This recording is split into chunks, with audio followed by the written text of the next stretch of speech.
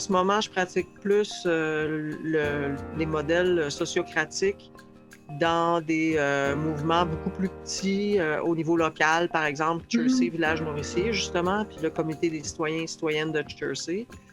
Je me sens plus à l'aise d'être dans, justement, plus local, puis plus une tribu.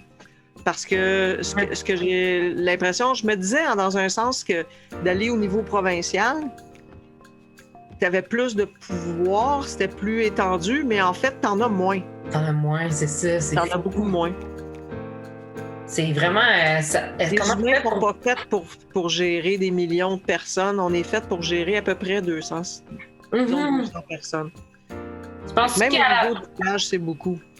Tu penses-tu qu'à la base, on est, comme par le bon sens, on est anarchiste, tout le monde? Non, la question, c'est est-ce que les humains sont anarchistes de nature? De nature?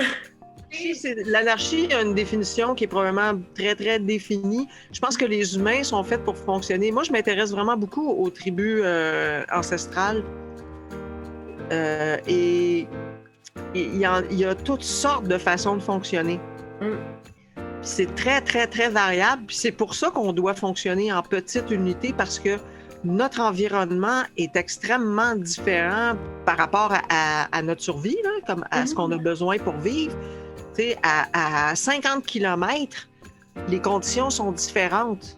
Ouais.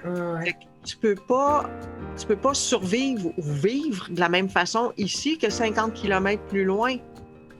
Puis en plus, ton unité de base, ta gang peut prendre des décisions par rapport à comment gérer certaines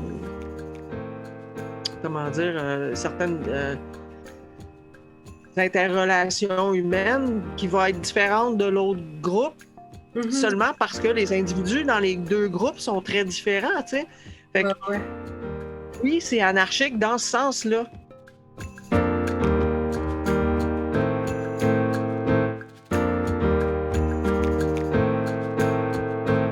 Tu parlais d'espoir, puis je me souviens que moi, quand je suis allée faire la formation, je pense que ce que j'ai pris le plus, parce que oui, tu comprends le concept de permaculture, puis là, tu sais, comment commencer, puis tu sais, c'est super intéressant, puis ce que j'en retiens le plus, je pense, c'est l'espoir, parce que je pense qu'à un moment donné, j'étais comme, je sais pas quoi faire, tu sais, j'avais besoin vraiment de mettre les mains dans la terre, puis de comme, tu sais, sentir qu'il y avait une solution, tu sais, parce que je trouve qu'on est lent sur faire le deuil un peu du système, là, tu sais, puis c'est dur de trouver comme quoi faire, tu sais, c'est de juste comme de sentir qu'on a du pouvoir, là. Fait que je me souviens d'être sortie de la formation de me dire oh mon Dieu, c'est ça, tu sais, c'est ça.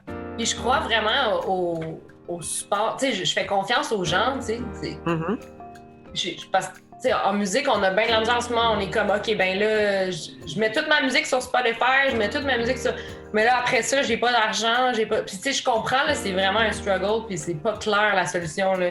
Mais moi, en ce moment, je me dis, mais je vais essayer de faire le mot, de me faire confiance, de faire regarder qu'est-ce qui va se passer, tu sais.